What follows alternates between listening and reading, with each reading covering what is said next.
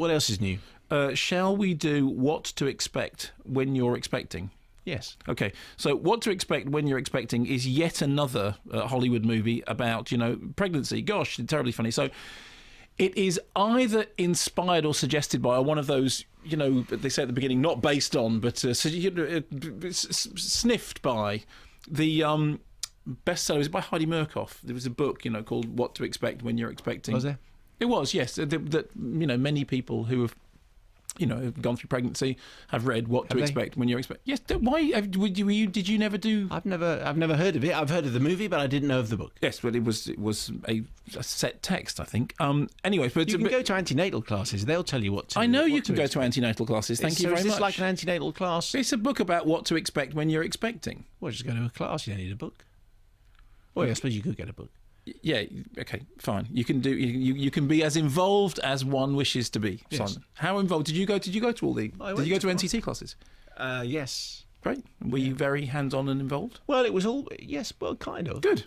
Good for you. Excellent. As indeed you should be. So, this is based on that book in the same way that the film of Fast Food Nation was based on, the investigative thing, Fast Food Nation. The next thing you know is that they've turned it into a narrative film which has got a story and characters and something. But although, frankly, that's the closest that it comes, is that it's based on something which is non-narrative and therefore it's turned into narrative. The thing this is closest to is those movies like Valentine's Day or New Year's Eve or any of those other movies which are basically a cast list posing as a film. It's that, again, you can barely hear the dialogue for the sound of contracts being exchanged and things being worked out on, accounts of, okay, fine, we got that, you got Jay, you got that person and this person, and can we get them for 3 days? And the idea is, what you do is you get all these different stories together, and give each one of them will have a different, and they'll crisscross, they'll sort of intersect in a vague way. So you get a saleable galaxy of stars. You give each one of them their own plot. You give them a kind of intersection point. You throw in some pop songs. You put all the gags in the trailer, and then what you do is you sit there and you tick the boxes to make sure that you're basically covering all the, so you're doing one of the stories about natural childbirth and cesarean, one of them is about IVF, one of them is about adoption, one of them is about miscarriage, but they all seem to have been constructed by a computer pie chart, which has sat down and figured this thing out as a sales sheet. You will notice, incidentally, that the pie chart still, basically, they're all fantastically good-looking straight couples. We are led to believe that Jennifer Lopez she's the impoverished one. She's the one who's facing financial troubles. Her financial trouble is that her business photographing dolphins may be drying up. I mean, that is basically about as street level as it gets. You would imagine that the market for dolphin photography is pretty static. Really. Pretty static, yes. Well, apparently there's a massive slump has happened since the crash, and there is the very real and everyday economic crisis that so many of us have faced, that you don't know where your next dolphin portrait is coming from. If you're going to cut back on anything, it's the dolphin portraits go first. After that, it's the freelance film journalists, and then everyone else for themselves. But one of the stories that the computer pie chart has thrown out is that there are a couple who are having a baby that they've been trying for a very long time, but the man has a dad who's Dennis Quaid, who's terribly competitive, and you know what? Even when it comes to childbirth, he's competitive. Here's a clip. Dad, Wendy and I have a little announcement to make. We're pregnant. Oh my God. Isn't that great? So are we! What? Are you kidding? Yeah, hell's bells, I guess it's congratulations to all of us. Holy, I had no idea that you guys were even trying. No. We weren't. No, look, son, there's no blanks in this pistol. Boom! Now, I like Dennis Quaid. I mean, I like Dennis Quaid a lot. Yeah, he's good. And so that's one of the funniest clips. That bit there? Yeah, that bit there with Dennis Quaid in it. Because, I find it hard to take against almost anything that's actually... But for one reason, that Dennis Quaid really reminds me of my brother. And you know how it is if somebody reminds you of somebody you really like, you sort of tend to feel terribly warmly to them whenever they're on screen. So and Dennis Quaid's on screen, I automatically start to feel warm. The central gag in What to Expect when you're expecting is this. Hey, you know what? Pregnancy, it's really hard, and you lose control of your bladder, and you want to punch your husband in the face.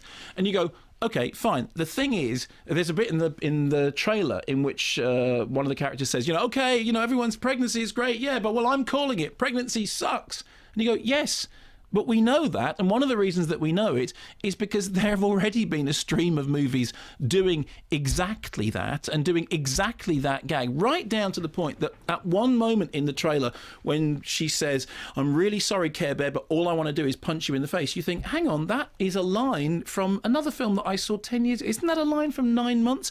And whilst you're watching What to Expect whilst you're... legendary comedy. Well, exactly, but it suddenly starts to seem like some great golden age. You start thinking about the really intricate, wonderful character arc of 9 Months, which at the time, if you remember, was a movie which was best remembered for the fact that one of the lead actors got themselves into trouble with the law. I mean, it was nobody said at the time, hey, 9 Months, that's a really... But you start watching this and you think, well, God, 9 Months actually looks surprisingly coherent because it had characters that you remembered and cared about and didn't just do that gag about, hey, when you're pregnant, you get grumpy and incontinent and you want to smack your husband. The other thing is that although it's not utterly without...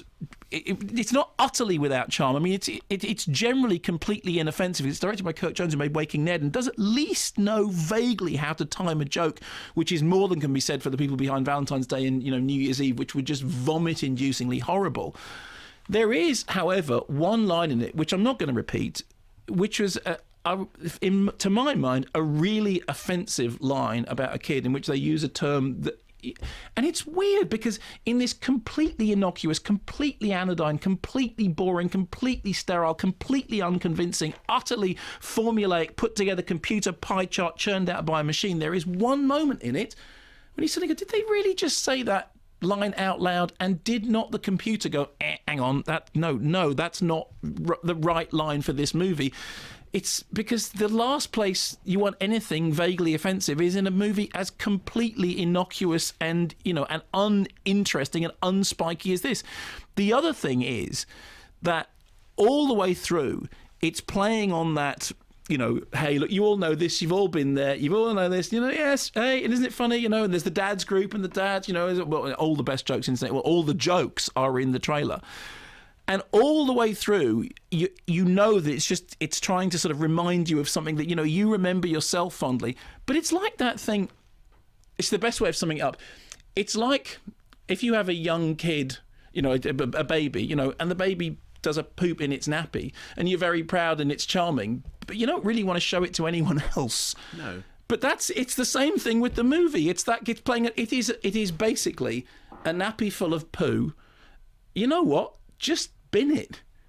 It's, so this is one for the poster, is it? A nappy full of poo.